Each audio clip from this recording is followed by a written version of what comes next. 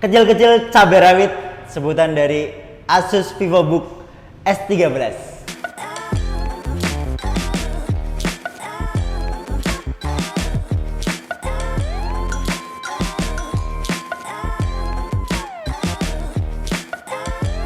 Nah, kenapa aku bisa nyebut kecil-kecil cabai rawit? Karena dengan bentuknya, ukurannya yang kecil ini, tapi memiliki spek yang bisa dibilang gahar. Kenapa? Kembali lagi kenapa ya? Selain dengan spesifikasi yang lumayan cepat, sebenarnya spesifikasinya nggak begitu kayak tinggi-tinggi banget ya. Ya masih mid range lah. Cuma ini didukung dengan SSD 256 GB sehingga menopang laptop ini untuk menjadikan performanya sangat amat cepat gitu. Buat teman-teman yang lagi nyari laptop, budgetnya mungkin bisa 7-8 jutaan ya. Laptop ini lumayan cocok, bisa dibilang cocok untuk dijadikan rekomendasi teman-teman karena spesifikasinya yang nggak main-main. Walaupun Asus VivoBook S13 ini ada beberapa seri ya. Yang saya pegang kebetulan seri S33 OVA. S33 OVA ini spesifikasinya yaitu mengusung prosesor Intel Core i5 generasi ke-8, kelas 8. Nah, dari kelasnya aja udah lumayan cepat ya. Kita udah bisa mengawang-awang kecepatan lab, bisa bilang notebook kali ya. Di tahun 2019 keluaran 2019 laptop ini masih bisa bersaing di tahun 2024. Terbuktinya laptop ini masih digunakan untuk editing video-video warteg yang sudah kalian tonton di sebelum-sebelumnya. Di rilisan 2019, laptop ini bisa dibilang cukup inovatif karena kita bisa lihat di sini tuh sudah, kalau misal kita semakin dibuka itu ada rongganya, itu yang bikin laptop ini tidak gampang panas karena sirkulasi udaranya lumayan terorganisir dengan baik ya. Terus laptop dengan 13 inch ini nanti kalian bisa lihat bezelnya ini sudah terbilang tipis sehingga walaupun 13 inch tapi rasanya bisa dibilang cukup lebar. Jadi kalian tidak terganggu dengan bezel-bezel yang tebal gitu. Ini sudah ada fitur backlight untuk keyboardnya. Jadi kalau misal digunakan di ruangan redup cahaya, kalian masih bisa ngetik tanpa typo karena ada backlightnya. Nah, mungkin dari video kita bisa lihat ya, tidak ada kamera di atas layarnya karena webcamnya ini terpisah. Tapi dikasih juga sih sama si Asus, dikasih juga, cuma terpisah. Toh juga menurutku ini inovasi terbaiknya Samsung sih, bukan terbaik sih. Kayak orang-orang yang jarang menggunakan webcam, jadi tidak perlu ada kamera. Mungkin Asus mengedepankan ketipisan bezel ini sih, sehingga menghilangkan kamera di atas layar. Kalau misal ada kamera di atas layar, mungkin Asus akan menebalkan bagian atasnya sehingga bezelnya tidak rata. Mungkin ini berapa ya? 0,5 setengah senti lah, setengah sentian, mungkin bisa jadi 2 senti di atas karena ada kameranya. Nah, cuma itu menjadi kekurangan juga. Jadi kalau misal kemana-mana harus bawa webcamnya, jadi tidak ringkes lah gitu. Yang selalu aku bahas ketika bahas laptop, trackpad, karena aku termasuk pengguna trackpad ya, jarang pakai mouse. Nah, trackpad yang diusung oleh Asus ini sudah enak tanpa harus pakai mouse. Kalian juga sudah nyaman ketika tanpa mouse. Klik kanannya sudah tidak terlihat, jadi di sini cuma ada kotakan aja, jadi nyaman lah.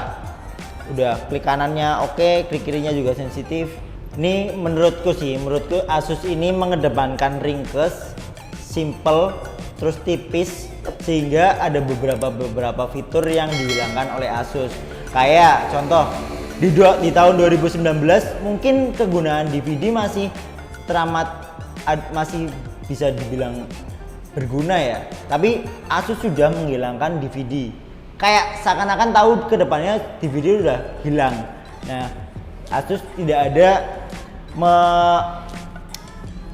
meletakkan DVD-ROM di Asus VivoBook S13 ini, sehingga kalau udah tidak ada DVD-ROM, laptopnya bakalan jadi lebih tipis. Kayak kita bisa lihat di sini, ini udah teramat tipis dan enak gitu buat dibawa kemana-mana. Looks-nya juga minimalis, abu-abu dengan logo Asus di tengah sini, yang ya tidak memalukan lah ketika kalian buka laptop ini di cafe. Kayak wah, laptop apaan tuh? Walaupun orang-orang pasti ada estimate kalau misal kalian Asus tapi kecil gitu, pasti udah ada estimate kalau wah speknya paling biasa aja. Padahal spek ini bisa render video yang menggunakan Adobe Premiere Pro dan lancar tanpa ada lag. Kalau misal buat editing ya kuning wajar lah, tapi nggak sampai merah. Ini masih bisa untuk rendering dan editing. Kalau misal efek-efek yang begitu berat mungkin agak kurang ya, karena kecuali ini udah di upgrade RAM-nya jadi lebih besar. Karena RAM bawaannya 4 GB cuma didukung dengan SSD 256. Laptop ini cukup banget kalau misal untuk editing basic dan foto-foto di Photoshop juga ini masih mumpuni. Fitur tambahan dari Asus VivoBook S13 ini ada fingerprint. Fingerprint ini digunakan untuk teman-teman yang mau keamanan laptop ini lebih aman. Ada fingerprint, walaupun nanti kita dikasih pilihan lagi untuk menggunakan pin lock. Cukup oke. Nah, untuk port-portnya Asus VivoBook S13 ini di sebelah kanan tuh ada colokan aux 3,5 mili, terus ada USB 2.0 sama indikator nyala, terus indikator baterai, sama yang terakhir ada SD card yang micro SD. Nah, sebelah kiri ini ada Type-C, USB Type-C, ada USB 3.01, ada satu HDMI dan satu untuk charger gitu. Bang, ada untuk macro SD-nya nggak sih? Aku cari ya. Oh, nggak ada. Jadi ini cukup itu aja portnya. Nah, yang terakhir, baterainya memiliki kapasitas 3550 mAh. Ya, untuk sekelas notebook kayak gini 13 inch wajar sih kalau misal 3550. Karena tidak memungkinkan kalau untuk lebih dari itu. Kalau misal lebih dari itu pasti bentuk baterainya juga lebih besar. Mengharuskan layarnya juga lebih besar. Kalau misal untuk 13 inch ini 3500 udah lumayan cukup besar dan awet. Kalau misal kalian gunakan tanpa charger, ini bisa sampai, tergantung penggunaan sih. Kalau misal penggunaan rendering dan lain-lain ini bisa 4 sampai 5 jam lah. Tapi kalau tidak, misal browsing terus ngetik dan lain-lain, ini 6 sampai 8 jam tanpa ngecharge dengan kondisi 100% ke 10% mungkin. Mungkin itu dulu spesifikasi yang bisa saya jelaskan, bisa aku jelasin dari Asus VivoBook S13. Dari kelebihan dan kekurangan, kelebihannya mungkin tipis, kecil, compact, terus bezelnya tipis, layarnya terlihat lebih besar. Terus kalau kekurangannya tanpa ada webcam, jadi kita harus ribet bawa webcam tambahannya. Terus apalagi ya? Oh, portnya USB 3.0-nya cuma satu. Tapi ya bisa kita tambahin tambahan sih bisa. Itu ada ininya sendiri lah. Kekurangan yang lainnya mungkin karena kecil, jadi baterainya kecil juga. Kalau misal kalian menggunakan ini untuk kerja berat, jadi kalian harus tetap bawa charger. Itu sih. Nah, untuk harga sekarang ini masih kayaknya masih ada yang jual baru. Nah, untuk spek RAM 4 GB ini agak bisa dibilang murah banget ya. Dibilang murah enggak, dibilang mahal juga enggak juga, karena speknya juga terbilang gahar.